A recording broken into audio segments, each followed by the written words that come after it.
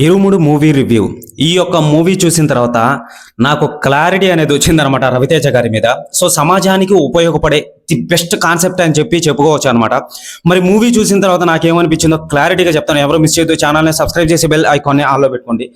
So movie చూసిన తర్వాత నాకు చాలా చాలా చాలా బాగా నచ్చింది భయ్య. నిజంగా అసలు ఎంత బాగా నచ్చిందంటే అంత బాగా నచ్చింది.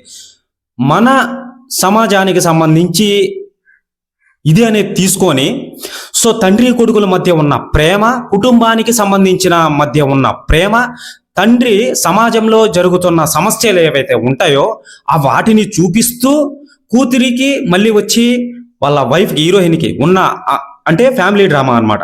సో దానికి సంబంధించిన ఏదైతే ఉంటుందో ఆ బంధం అనేది క్లారిటీగా కనెక్ట్ అయింది అనమాట జనాలకి. సో ఎవ్వరు సీటు ఎడ్జులోనే కూర్చుంటున్నారు కానీ లాస్ట్లో అయితే కూర్చోవట్లేదు అనమాట. ఆ విధంగా ఉండే ఫస్ట్ హాఫ్ అనేది అన్నిటికీ సంబంధించి పరిచయాలు అయితే ఉంటాయన్నమాట. హీరోకి, మళ్ళీ వచ్చి హీరోయిన్కి, మళ్ళీ వచ్చి ఆ అమ్మాయి ఉంది కదా క్యారెక్టర్ బేబీ నక్షత్ర, సో అలియాస్ మూవీలో ఉన్న మణి, ఓకేనా. సో వీటన్నికి సంబంధించి ఇలా జరుగుతూ ఉంటుందన్నమాట. ఫస్ట్ హాఫ్ కొంచెం పరిచయాలతో నిండినా కానీ, కొన్ని సాంగ్స్తో నిండినా కానీ, సెకండ్ హాఫ్ నుంచి మీకు ఎక్కడ బోర్ అయితే కొట్టదండి, అది మటుకు పక్క. సో సెకండ్ హాఫ్ నుంచి మూవీ స్టోరీ అనేది టర్న్ అయ్యే అవకాశం ఉందని చెప్పి క్లారిటీగా తెలుస్తుంది అనమాట. మీరు మూవీ చూసిన తర్వాతే డిసైడ్ అవ్వండి, ఓకేనా. సో నాకైతే మూవీ అయితే పక్క బాగా నచ్చింది, ఉన్నట్టు చెప్తున్నాను అనమాట. సో మూవీ ఫ్లాట్ ఏంటంటే తండ్రి కూతురు మధ్య ఉన్న ప్రేమ, సో అదొక మూడి, సమాజంలో జరుగుతున్న ఏవైతే ఉంటాయో ఆ యొక్క సమస్యలకి సంబంధించిన ఒక ముడి, మళ్ళీ వచ్చి ఈ యొక్క దేవునికి, మన అయ్యప్ప స్వామికి, మన రవితేజ గారికి పడిన ముడి, సో ఫ్యామిలీకి సంబంధించింది, ఓకే. సో ఈ విధంగా తీసుకొని వెళ్తుంది అనమాట స్టోరీ అనేది. ఆ లాస్ట్లో ఎవరు ఏంటి అసలు దీంట్లో విలనే లేరు, ఎగ్జాక్ట్లీ చెప్పాలంటే విలనే లేరు. సో మనోడు ఒక గ్రామీణ చిన్న ప్రాంతంలో ఉంటాడనమాట మన రవితేజ గారు. తాగుడికి బానిస అయ్యి ఆ చిన్న పనులు అనేటివి చేసుకుంటూ ఉంటాడనమాట. సో కొన్ని కారణాల వల్ల మనోడు అయ్యప్ప దీక్ష అనేది వేశాడనమాట.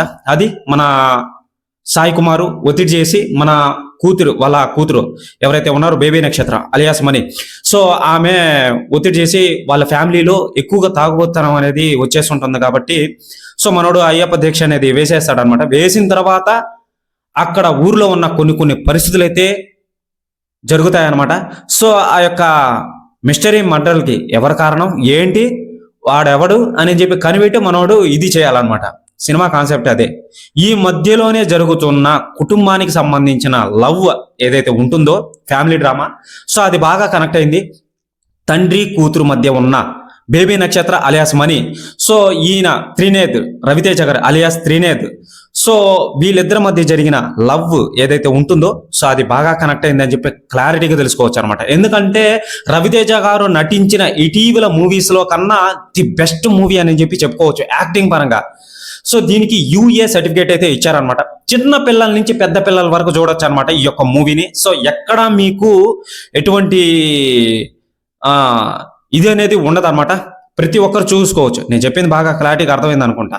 సో అది ఇక చూసుకున్నట్లయితే మన మిగతా క్యారెక్టర్లు ఎవరైతే ఉన్నారో వాళ్ళందరూ నీట్గా అనేది పోషించడం అనేది జరిగిందనమాట. ఎక్కడ మీకు కామెడీ పరంగా కానీ, సీరియస్నెస్ పరంగా కానీ, మిస్టరీ పరంగా కానీ ఎక్కడ బోర్ అయితే కొడదనమాట. సో మీకు అక్కడక్కడ ల్యాగ్ అయితే అనిపిస్తుంది మీకు.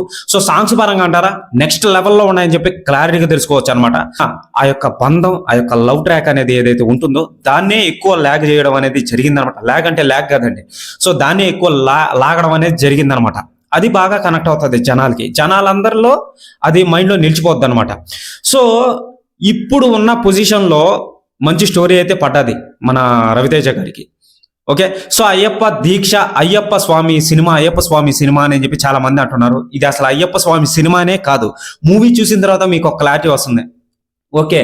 అయ్యప్ప స్వామి సినిమా అంటూ సమాజానికి ఉపయోగపడే ఏదైతే ఉంటుందో సో ఒక చిన్న విషయం, ఆ విషయాన్ని పట్టుకొని కుటుంబానికి సంబంధించిన బంధం ఏదైతే ఉంటుందో, తండ్రి కూతురు మధ్య ఉన్న బంధం ఏదైతే ఉంటుందో దాన్ని చూపిస్తూ ఆ సమస్యలను తండ్రి ఎలా ఎదుర్కొంటాడు ఏంటి అని చెప్పే స్టోరీ ఇది మొత్తానికి చెప్పాలంటే మీకు.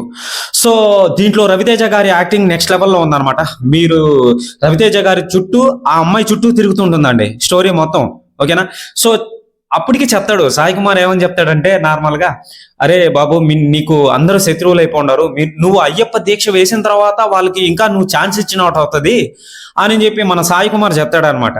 మనోడు వినడు. ఆ తాగుబోతుతనాన్ని తన కూతురు కోసం మానేయాలి. ఇటు కూతురు, అటువైపు సమస్యలు, వీటన్నిటిని ఎదుర్కోవాలి. అయ్యప్ప దీక్ష వేసిన తర్వాత మనోడిని ఎలా ప్లాన్ వేసి పగడబందీగా ఎలా వస్తారు ఏంటి, వాళ్ళని మన రవితేజ గారు ఎలా ఢీ కొడతాడు ఏంటి అని చెప్పి మూవీ చూసిన తర్వాతే మీరు డిసైడ్ అవ్వండి.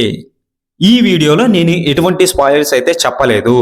ఓకేనా, చెప్పను కూడా. అలాంటివి మనం ఎంకరేజ్ చేయకూడదు.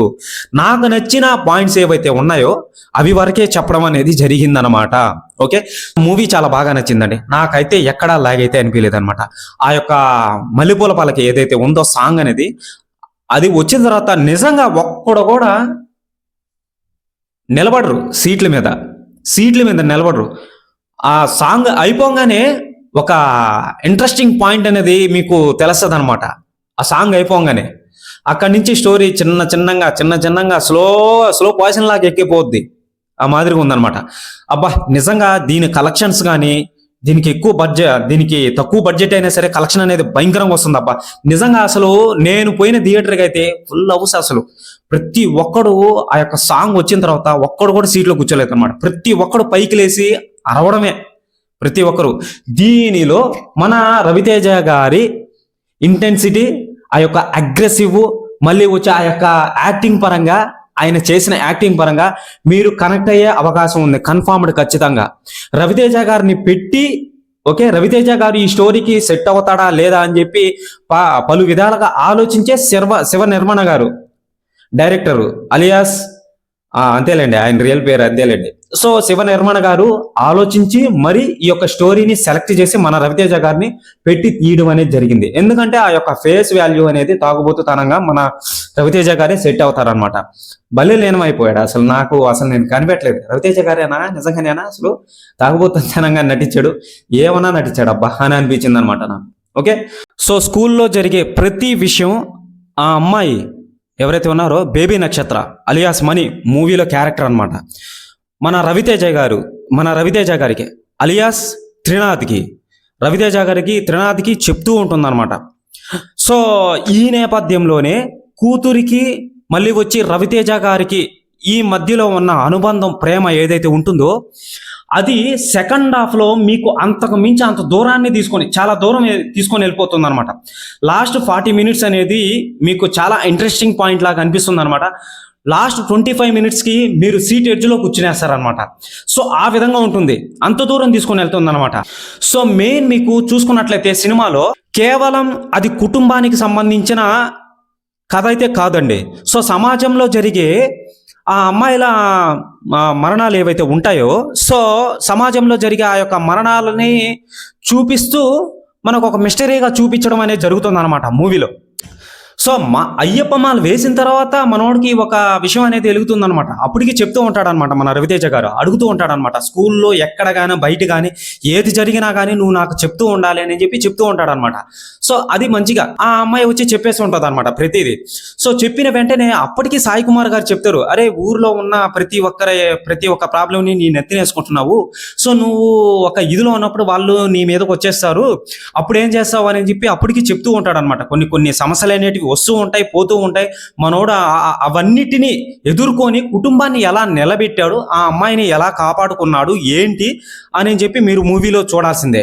ఓకే, సో ఇదండి రివ్యూ అనేది. టోటల్ గా చెప్పాలంటే దీనికి హౌస్ఫుల్ ఎక్కడ చూసినా హౌస్ఫుల్ అనమాట.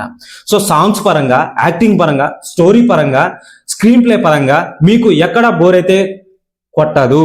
ఓకేనా, ఎక్కడ బోర్ అనేది ఉండదు.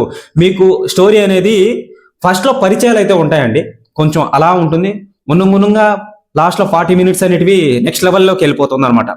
సో ఇది ఓకే. సో ఎవరైనా సరే ఛానల్కి కొత్తగా వచ్చినట్లయితే ఛానల్ని సబ్స్క్రైబ్ చేసి బెల్ ఐకాన్ని ఆన్లో పెట్టుకోండి. Okay, bye.